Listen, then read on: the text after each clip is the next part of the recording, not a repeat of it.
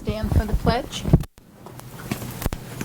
I pledge allegiance to the flag of the United States of America and to the republic for which it stands, one nation, under God, indivisible, with liberty and justice for all. Amen.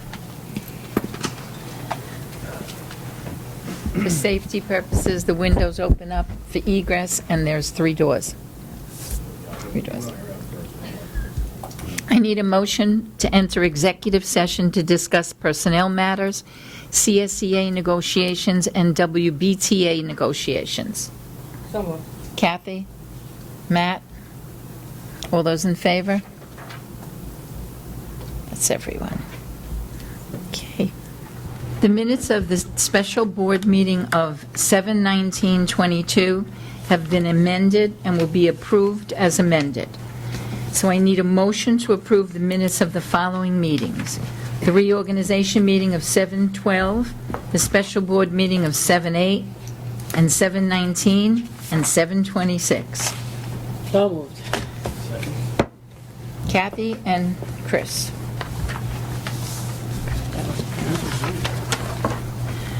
Dr. Farrelly.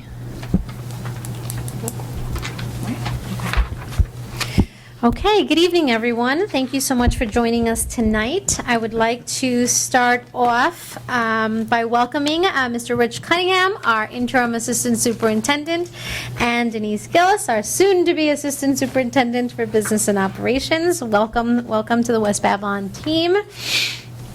Let's see. Earlier today, I shared a draft schedule of our Board of Education building walkthroughs. We're scheduled to complete these on the 30th and the 31st. Please let me know if you have any questions, concerns, or specific areas that you'd like to see so that we can ensure that we incorporate those as part of our walkthroughs. Okay, unfortunately, as everyone knows, I sent out letters to all of our employees and also to all of our parents. Our school district, as again, unfortunately, it's, other districts have also experienced. We recently experienced a cyber incident. Our ITS department quickly identified the situation and immediately took action to protect our data. As part of our cybersecurity safety protocols, we immediately shut down all of our systems. We have been working directly with CSDNet, with BOCES, with New York State Cyber Incident Response Team, with New York State Homeland Security, with outside security professionals to investigate and carefully analyze and rebuild our network. We are working on restoring our service and rebuilding our network by segments. Our collective first step, as I indicated in our letter, is to change all passwords, right? So we are going through that process, all of our staff and faculty. We have already started that process, and we will also be facilitating a password change for all of our students. Follow-up communication will be sent to our families with regards to the password changes. We are still investigating to ensure that no confidential data was compromised. Currently, we are not aware of any access to student or staff personal information. If we are made aware of any personal information being accessed, we will notify you. The process to return to our previous network infrastructure is being done in a really thoughtful, systematic manner by systems technology experts that are working closely with all of us. I really would like to take a moment right now to acknowledge Mrs. Nocerino, Mr. Wallace, our ITS department, the outside IT groups, our payroll department, for all of their hard work throughout this process. If anyone has any questions, please do not hesitate to reach out. That's all I had for this section of the agenda, Ms. Camposano. Thank you, Dr. Farrelly. I need a motion to approve the consent agenda. John? Chris? All those in favor? That's everybody. Policy. Second time discussion. Policy 5280. Any questions I'll start on this one. on this one? The discussion where we left off last time, I don't know if anybody can hear me. Take this. Sure. When we left off last time, the purpose was to, I think, strengthen the athletic program, as well as allow the coaches from the junior high level to communicate better with the coaches at the high school level. So the policy is amended as referenced from another school district by just removing the word parents from the request for their child to play up. My question then, as it is now, is tryouts are tryouts, whether the parents request their children be tested for the physical qualifications and the maturity qualifications that is required for students to play up. I think a tryout's a tryout, but I can understand strengthening the program by trying to bring those sports from the junior high to the high school level together with more communication. I guess my question is, I have a few questions. Are there sports that we have at high school that we don't have at junior high? And, right. So in a situation where we have, how could we analyze kids doing in a sport if we don't have those in the junior high school level? I don't know how we would do that. So other than swimming, is there something else? Let me think. A lot of it is based upon student-athlete participation, so volleyball is one that doesn't always run. You know, that's one that's a little light on participation. Sometimes, not that I saw at the junior high level, but at the JV level, not enough for tennis, so we do one program instead of a JV and then a varsity. It's just a varsity program. But from a junior high perspective, I'm trying to think if there's any other sports that are not besides swimming. Swimming is definitely not. Gymnastics is something that is not often But they're all provided. coaches, correct? They're not, Yes. our kids have a coach that we appoint. So that For those coach, programs. right, so if there's those student coaches would participation, still yes. have the ability to say to the varsity, well, not the swimming, but to the varsity coaches, hey, I got this kid. Looks like this kid's going to be really good. You know, maybe you should then talk to the parent about getting them selectively classified, because you can't do it without the parent's permission. Am I correct? Right, that's the first step.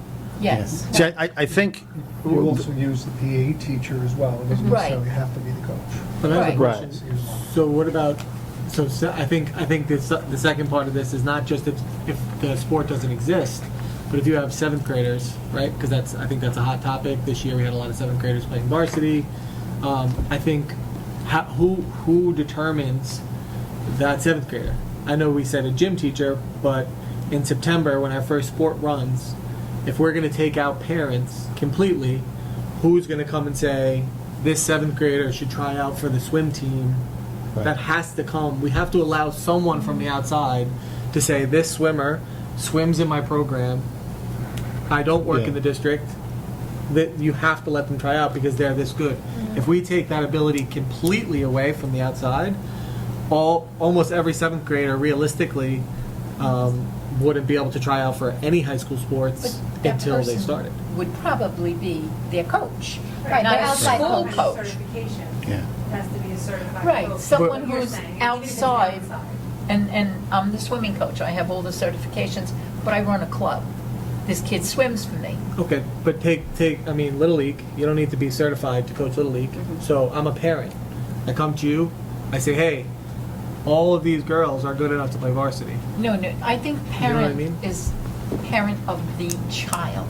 I just think we have to be If specific you're about a that. coach and you're a parent, Yeah. that you're a coach. We're looking at Yeah. you as a coach with expertise, not looking at you as a parent. I think that the intention was the parent of the child. The parent of the child always thinks that their kid. Of course. Yeah, And I'm going to say this, because a kid can selectively classify, pass all the physicality, pass it all, does not mean that that kid is capable of playing on a varsity sport. Right, but there's a tryout involved. So doesn't Yes. that's just where I don't like the parents' only role in this is to give the consent for the child to try out. So if we're going to be fair, all children should have the opportunity to try out, and they have the same opportunity to succeed or fail at any tryout. So the parent is not, I guess, solely saying, yes, my child will be on varsity or junior varsity. They're giving consent for their child to go through the maturity test, the physical tests, and then try out. It's the coach of the varsity or junior varsity, from my understanding, that makes a determination if the kid can make the team, right? Yes. Right, so if I recall correctly, if I can just take the mic, just in terms of for the audience. recording, right? Like the Bee Gees. The conversation that the board raised during the last meeting, right, that ultimately led to the amendment in terms of this, the language there, right? I believe the trustee discussion was that the initiator, right, you know, in terms of that initiating process. The parent is still in the mix, right, because the have to. parent has to, right, provide consent. Because that's not even done on site. Correct, right? So that was my understanding of the team's discussion, the board's discussion during the last meeting, that ultimately, you know, when we had asked, so by deleting, right, just in terms of the initiator, right? But I thought the concept was that any coach, not just the internal coach, right, not just the internal PE, but any outside coach also could Right. initiate that process. That was my understanding from the board discussion. I just worry is anything to strengthen and still provide a fair tryout for all students, all for it. So that's not, I think we're all on the same page. Then are we then leaving ourselves open where the coaches are going to be accused of basically inviting certain kids? You know, this was meant to protect the coaches, but I can see an instance now where it's going to become a lot of accusations about, well, that one was chosen because you know this one, you know that one. Well, the coach has already always been in part of the mix, right? Yeah, but how are we going to be fair with the tryout process? I don't understand why the tryout process is not the decider. I don't. Well, the tryout process is still the process. I Right. thought that the conversation from the board during the last meeting was just who initiates that process. Because the trial process, in terms of meeting all those expectations, is still the same. So the parent has to initiate the paperwork before we could even speak to the child about playing up, right?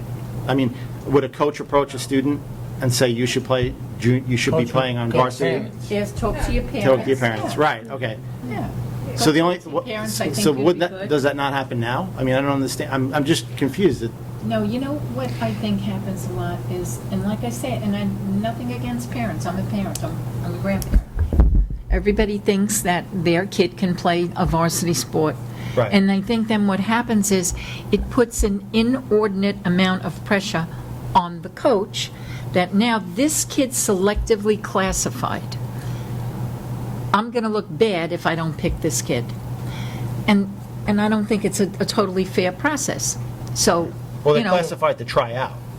They're not, doesn't mean that they're classified to play at that level. I mean, that's at least my interpretation. well, the classification says that you're qualified To play at that to level. play at that level, but it doesn't mean that you would be good at that level. Right, that So- means the skill level's there. I mean, Right. Right, it means the. The physicality's there. Not without getting into specifics, but I know there's a maturity test for especially for girls that they go through, and then there's a physical test they run on 2 days.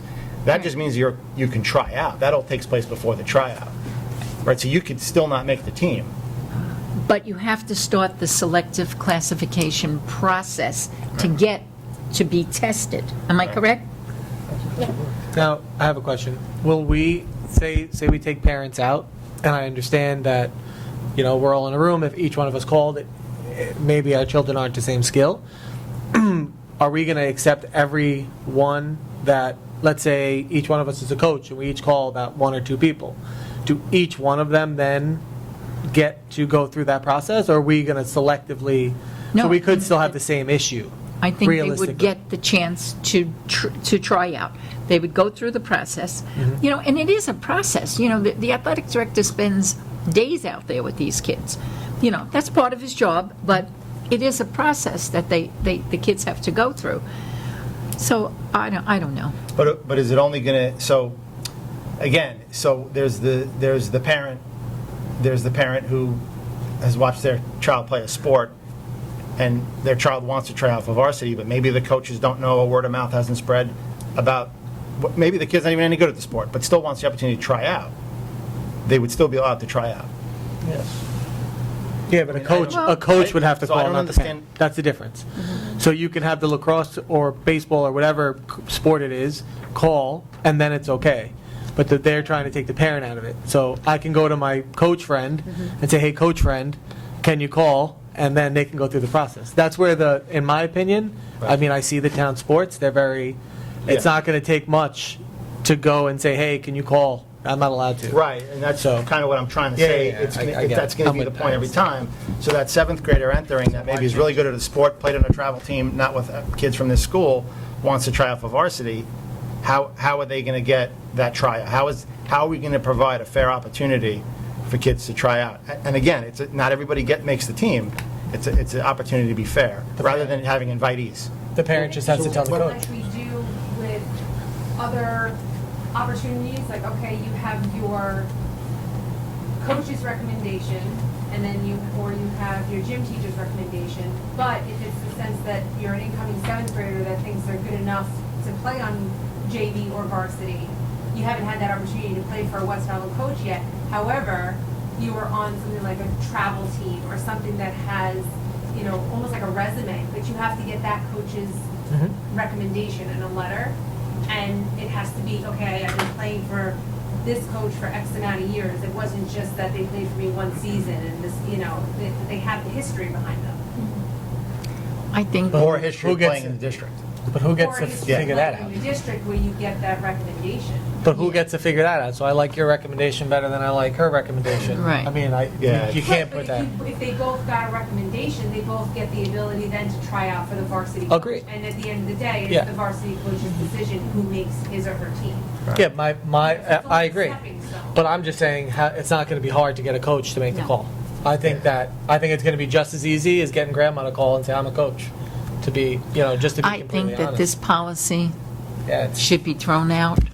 Well, This policy has cost us so much. that's the point, is that we want to get this right. Now the district. It's up to the board. I mean, the we district- can keep it as a language as we had it beforehand, right? Which included in terms of the parents. The parents. Well, the district that was referenced into what we should align with and what worked elsewhere, I won't mention the district, I go and I read their policy.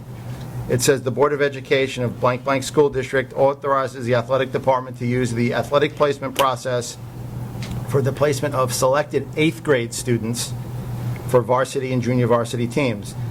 And it goes on to say, now this is in their athletic handbook. So their policy references their handbook as the guidelines for the selection process. No 8th grade student will be placed on junior varsity team if that placement results in the loss of a team spot for a 9th or 10th grade student. We don't have that. Well, I don't agree with that. Right, I'm just saying, so we're selectively referencing the policy of another district, but we're leaving out the guidelines that they're clear about. It says, in most cases, this evaluation would be based on the athlete's performance level in 7th grade. Right. We don't require that as well. Well, we are not excluding seventh graders. Right, They are. correct. We Rare- did at one time exclude seventh graders. Right, it says, and it goes on to say, rare occurrence that an athlete is approved to skip the 8th grade experience. And on the bottom, in big bold letters of this policy, which we are essentially trying to mimic, it says, no athlete will be moved up to a junior varsity team if said team is making cuts. So I don't think we could just take the part of the policy that we like, and again, we're comparing a school that has 7,000 students to one that has 3,700. You know, We've had teams in the high school level that may have not even been able to field a team had it not been for junior Softball. high. So I think we really have to get this right. I feel like we- girls softball. It's just to field the team. Correct. You know, My goal, or my thought would be that we ask, before we try and formulate something here and then we'll revisit this every year, like you said, it's been a mess, is if the program needs strengthening, I think we agree, our coaches probably agree, admin probably agrees. Why don't we ask a proposal from them for consideration of what they think we need, from who? from the director of athletics, the director of health, since they're both involved, as well as the coaches at both the junior high and the high school level. What does the program need? What's going to be manageable for them? Because I feel like if we come up with this formulation and we start setting up bits and pieces of this, we're not going to have a junior varsity team because they don't have enough players. We're going to have students only getting on because the coach knew the parent of that one. That happens. I feel like a policy to be considered is what we should be looking at, not us trying to rewrite something. We all have our own experiences, and I think that clouds it up. I don't know. Is that something the board can ask people to do, to develop a program for consideration? We can definitely, talk to the coaches, right, and the athletic director, and see what see where their thoughts are. I mean, I just need clarification in terms of your thinking, and I think we're in different places, right? So. We're all over the place. We've always been all over the place with this policy. Yeah. I mean, there was a time we did not allow 7th graders. Right. I am kind of that mind that a 7th grader could try out, but only for JV. Right. I don't think 7th graders emotionally and physically belong on varsity. But of course, I wouldn't want to lock us because there are occasionally Alton Lucas. He could have wrestled varsity when he was in 3rd grade. They don't belong with the older But stuff. Yeah. the 7th graders, I feel like, don't belong on varsity teams. Yeah, but there are some sports like wrestling. Yes. If you're in 3rd grade, you're wrestling Your weight. whoever's in your weight. You know what I mean? Right. But some of these people and some of these, I it's not a secret. I know more of the girls than I knew of the boys. Some of these 7th grade girls are good, really, really good. Yeah. But our program suffers. We don't have a JV team in some of these sports, and we're pulling up 12-year-old girls to play against 17 and 18-year-old girls. And you're putting them on buses. And that's the same conversation that always comes up with this policy, right? 18-year-old girls. They don't belong on that. I honestly have always felt that 7th graders do not belong on varsity. And not only that, that one point that you made is, they say not to take away the 8th grade experience. I think it's important that the junior high kids, for the most part, play with the junior high kids. It's where relationships are formed and built. So I like, but I don't want to lock out that. Yeah, that's the point I'm getting at. I feel like we're going to be revisiting this like we have other issues. Like even before I was here, you could look at the minutes. There was issues with athletics where the board tried to make it right. The discussion was raised on the intent of strengthening the program, and I think that's everybody's intent. Right.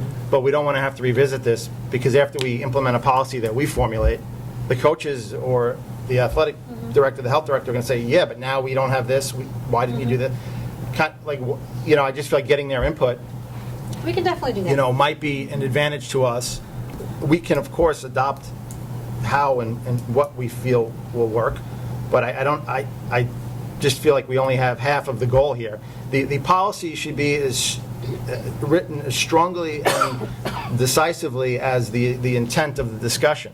It shouldn't just be very vague because that's when we leave ourselves open. I mean, that policy was definite. It was descriptive, but it left its caveats. I don't agree with Right, everything it left in its it. caveats, but they addressed some of those issues. That the goal is not to take a 7th grader if they leave the outs there, but it is somewhat it's a school that has almost twice as many students. Right. So they might not have the problems we have. I know that in some teams they wouldn't have been able to field a team. I know So I don't that, know, but you got to hear that from the coach. Look at the student. Now, Yeah. did that 12-year-old benefit from being on a team that's probably losing constantly? We have to consider their psyches. You can have a first place 8th grade team, a first place JV team, and then eventually have a first place high school team. Then trying to take your best 12-year-old to win a championship in a high school team. That's what I'm saying. You have to Do they- build the program. We're not building programs. No, we're that's just why I'm letting them saying win. those 7th and 8th concern. graders, I like the idea that well, maybe not the 8th grader, but definitely the 7th graders Yeah. should remain in that junior high building playing junior high sports. The 8th graders, it depends. Some 8th graders are fully grown in 8th grade, especially in West Babylon. Well, this does kind of specify that the 7th grade year is their year to see if they're ready. Yeah. It does kind of insinuate that's the basis of it. And that's why I asked, are there sports in high school that we don't have in junior high? Because then otherwise, how would they qualify for that? But that's all the little details we'd have to figure out. We have Right, I mean, in my mind Swimming. with that was the outside coach, right? But Right. I understand the caveat of what everyone shared, but I was thinking, well, whomever their outside coach Right. is, would be the one to then kind of start that process. Right. If a student is selected, hypothetical, to try out for a JV or a varsity team, but obviously they're subjected to any cuts that any high schooler would be subjected to. If they get cut, do they lose their chance at playing junior high? No, they Is do it in a is it timeline. different, I think they set it up Usually, perfectly. that level goes before the junior high Right. starts, so usually there's not a concern that they can't participate at the junior high Right. level. They're set up in a way Because I that, would hate if they lost their chance then at junior high because they weren't at the tryout. The no. timelines. And Yeah. and they also make the point here too, that if there's going to be cuts, you can't cut the high High schooler schooler for the, to give that Right. position to. And I disagree with that, because if a kid, when you get to the varsity level, now this is an elite sport, you play to win or don't waste the money. You play to win. So if you've got that phenom seventh grader who tries out for the varsity team and makes it, and they cut a ninth grader or a 10th grader because this kid is better than that person, then that's the fair process. Because then to turn around and cut that ninth grader or 10th grader doesn't seem fair to me. Right. You know. right. No, I agree. I just, all We've been these, doing this. all these situations, I just feel like if we just Okay. change that one word, which is great, it's fine, we all, I think we agree. The problem is, we have to revisit what we're trying to mimic, and they're a lot more detailed here than we are, because our policy, if I'm correct the way I read it, it was a lot of words, is our handbook, our athletic handbook basically mimics whatever the policy is. Yes. Yes. 5280. Whereas in this school that we were told to look at as the example, their policy references their handbook, and then the handbook is detailed. And I don't necessarily agree with that, but there is more information there. Unless we say, we change and we say, parents in accordance with a coach, where it's not just the parent pushing, but the parent and that particular coach are in agreement that this kid should try out? Can we do something like that yet? I'm confused as why, and I wish Ray was here, because he knows much more about all this Yeah. than I do. But my question is, why, if we're gonna allow coach, parent, doesn't matter, to call, because that's all they have to do according to our list, they have to call Lou Howard, and if they call Lou Howard, once they call and they pass, they can try out. So why is that an issue? Is it too many people? Are the people not good enough? Like, if whatever it is, we're not going to get rid of that issue by allowing any coaches to call. So we might as well not change it, because a coach is going to call for whoever they like. It doesn't necessarily have to. Maybe not on a travel team, but I mean a West Babylon team where you have a kid playing for you from the time they're 3 to the time they're 12.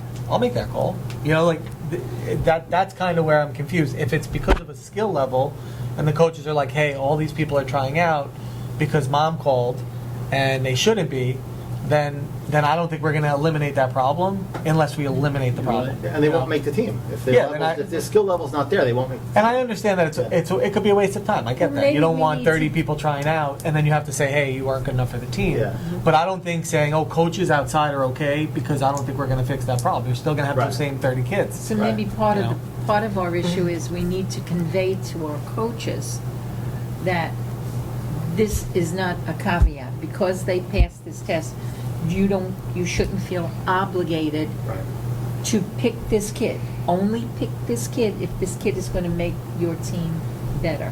And you know, I do think that the coaches take a lot of pressure from parents. Yeah. I was just going to say I that agree, will be 100%. quite a Yeah. process, right? When know. the child has gone through all Yeah. of the checkoff lists of selective classification, for the coach to then say to the parent, no, they're not on the team, right? Right. So, So that's what we were trying to kind of avoid by Right. not having that parent have so much. Because if you go down and you look, if you see Mr. Howard on the track testing these kids, you see the parents hiding in the bleachers or hiding behind the fence on Joan Place watching, you know. Sometimes I wonder if the first person we should really ask is the kid. Do you really want to do this, or is your mother and father, you know, pushing you that way? So would the board like me to ask for some more input from the athletic director and the coaches? And health director. Yes, I feel yeah, like yeah. they should Because have half a of the say. process We is don't know done why they with you know, the why physicals, they should change. paperwork. The athletic director. It's just paperwork. Okay, Yeah, I receive emails for the Because sports from. the physical is Okay. done by our school. It goes through the director of health. Yeah, the health aspect comes Just through the- the physical right, stuff. physical. So we could ask them for a program for consideration. I mean, I don't know what the formal, I mean, I know they're not obligated to come here and do a presentation, it'll be done through you, I Yep. guess. Right, yeah, exactly. But yeah. just, whether it's looking at what other schools do, I mean, they might say, well, we also have this need, there's probably a lot more information Mm-hmm. besides just what we have as we're interpreting, that they'd like to initiate. We can ask them to take a look at a couple of other policies, right? And again, in their department discussions, are there other areas, right, that we can address since the board is reviewing this policy? Yeah, because, We can like take I it from said, there. I would be comfortable with not allowing seventh graders to go on varsity teams unless, and then I would want that loophole there, unless this kid is, recommended by the coach, the parents, the athletic director, Jesus, all the. I mean, listen, when I was in school, the varsity coach had to come to the tryouts, and that was it.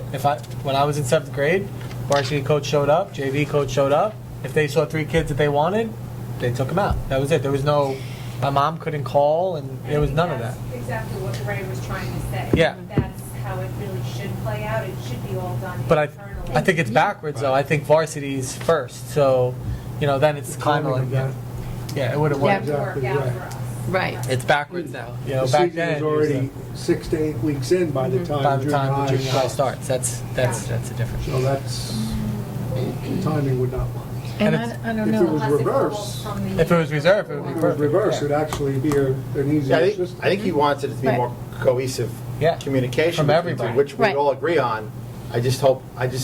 We don't sound very. We just want it to be, Jesus. we're looking at to write this the right way. Well, sometimes you have to kind of start from scratch rather than just taking words out. I So don't we- think that solves the problem. What if we tabled this policy discussion, right? Yeah. And Mr. Hanley will meet and follow up with Mr. Howard, and we'll have those conversations with the team.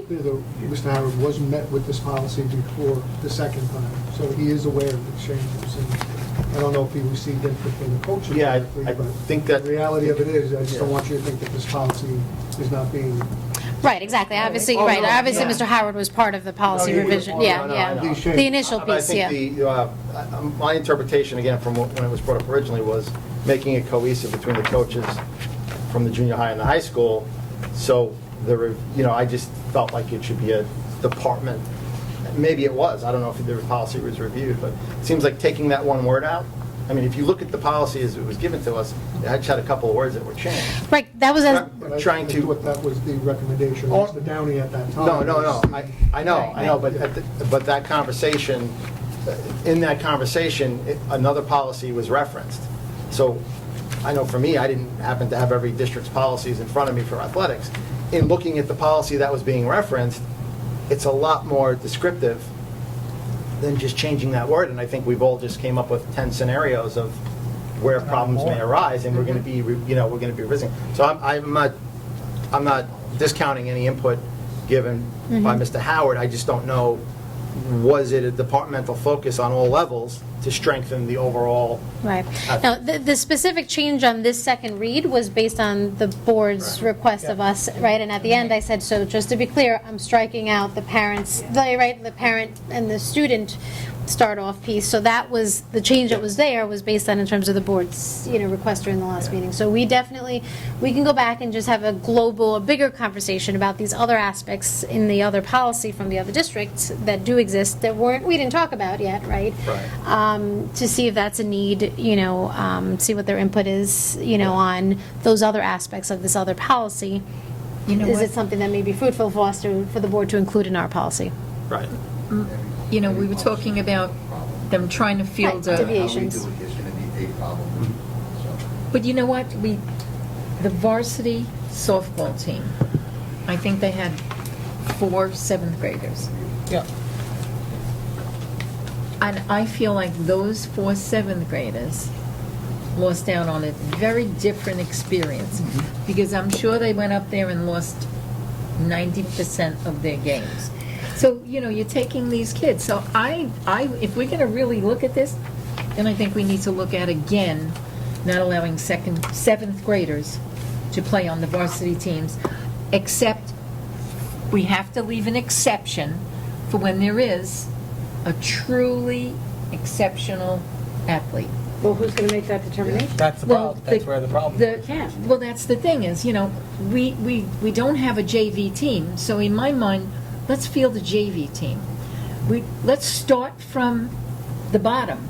Let's field that JV softball team, and if 1 year we don't have a varsity team, we're building towards it, and you're keeping the kids in a much more appropriate age grouping, on a JV team as opposed to pushing them up to be with seniors.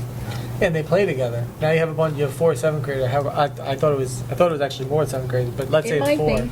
If it was 4 7th graders who played on varsity, and 9 girls are gone, now there's 4 7th graders who next year have to play with a bunch of 9th and 10th, well, no 9th and 10th, 8th graders. So now the 7th graders are going to be the people on the stars. yeah, they're going to be the team. They're going to be the longevity on the team. But don't you think they would be better if we I fielded can tell you them that if as we a put those JV if we team? put those 4 7th graders on our 7th and 8th grade softball team, we probably wouldn't have lost a game. Yeah, I agree. So wouldn't it be You know. nice then to see those kids move up together, build a program You from agree? the bottom? No, I definitely agree. I know you know the girls. That's okay. But, sometimes you need to rebuild. And the way we're doing it, specifically with the softball team, is half bananas. But my point is, so forget about softball, lacrosse. There are girls that are going into 7th grade lacrosse who have already been called and told to take that test. How does anybody know how those 7th grade girls play? Because they've never played. They don't have our 6th grade lacrosse program isn't like. Yeah, see, that's what happens, is the That's coaches are the issue, desperate, they but want these kids, That's and an they're issue. pulling up In my kids opinion, that I maybe don't not think are everybody ready. else's, but in my opinion, that's an issue. They have to feel the team. We but won a maybe- championship last year for lacrosse, up the year before, and then last year, 7th graders were on that team, and there were times the bench was not very, there was maybe no subs. So that's my point is, I don't know from any of the history of this policy, I don't know when it goes back to, what were the coaches who were in the trenches and see the struggles, how much of what they need or what they see as their long-term vision for the program was put in there. And that's all my suggestion, is just to kind of have more of a. So we'll look at it again. We could definitely. Piggyback what Matt was saying too about those girls that are playing up, then, like you said, you have those other girls that graduate, then they're recycled through again. But they got so discouraged from being the underdogs mostly because of age, not necessarily its ability and age at that level. Well, yeah, They because might the be skills aren't phenomenal there. players at 7th and 8th, but Right. once you start playing, and we had an instance where one of our girls was playing one of our assistant coaches from Little League. Yeah. That's a huge ability difference. So, and then you start losing them to travel because they get so discouraged Yeah. on the school level because they're like, oh, well, no scouts are going to come here because we're not doing well. So they're Because you have looking- 7th graders as your all-stars. Exactly. Yeah, And and you you're had playing one of the them 12th against, graders that I heard from the parents that sat while these 7th and 8th graders played. Okay, so to try and kind of close the loop here, is the board comfortable with us going back to the team, meaning Yeah. athletic, right, the Yes. directors and the coaches, and gather input, not just specifically on the area that the board adjusted during the last meeting, but really all of it, Yeah, we're right? looking to do All of it. at least my feeling, is that we're looking to Take a look at the whole policy. really a dig into this. comprehensive policy. Right. And they might say we're all crazy. Yeah. They might say it's perfect. but- All right, hey, then that's what it is. Then that's what it is. So do we need a motion to table? Move the table to the next board meeting. Okay. And then Board you of- can retable it again if you want to. Okay, all right, so, A motion to consider, that's all, I'm not. No, no, no, no. I heard Oh, you. oh, Lizzie. yeah. I heard Yeah, I heard you. Oh, I thought you all meant right, so you No, can, Matt, you motion heard me? to table, yes? Move the table to the next board meeting. I need a motion to table this till the next board meeting. John and Matt, all those in favor? That's everybody. And just, Mrs. Campusano, before you go on to the other policies, we bypassed my report there in terms of facilities. Oh, I thought you did it. Not on facilities, no. No, I was going to say, we did bypass the union president. Do you want to say anything, Rob? We bypassed your statements. Just real fast. Hi, everybody. Rob Del Sola, Teachers President, again. Just see some new faces. Looking forward to meeting all of you and working with everybody again. And hope you enjoy the rest of the summer, and I'll see you all soon. Thank you.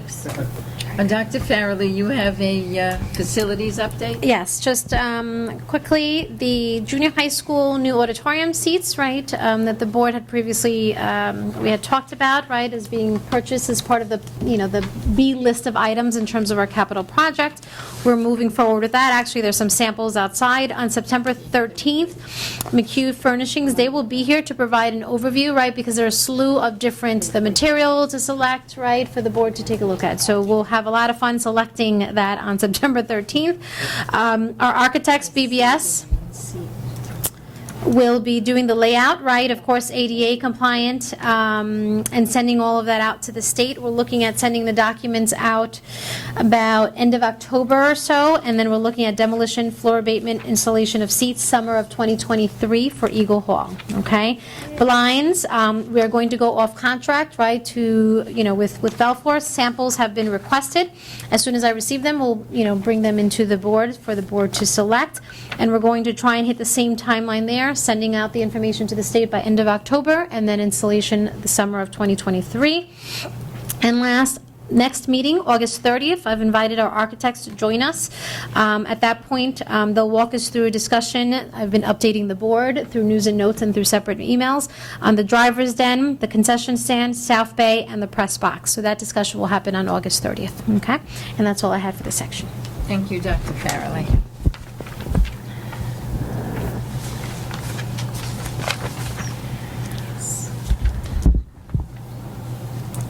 Policy review, policy 6255. I need a motion to approve to continue the policy as written.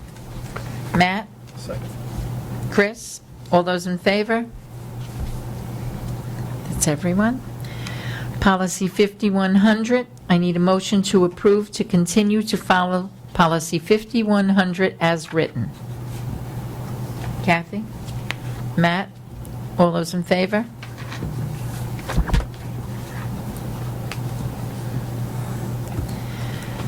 The following policies are to approve to continue to follow the policies as written. Policy 5500-E.1, Policy 5500-E.2, Policy 5500-E.3. I need a motion. Matt? John? All those in favor?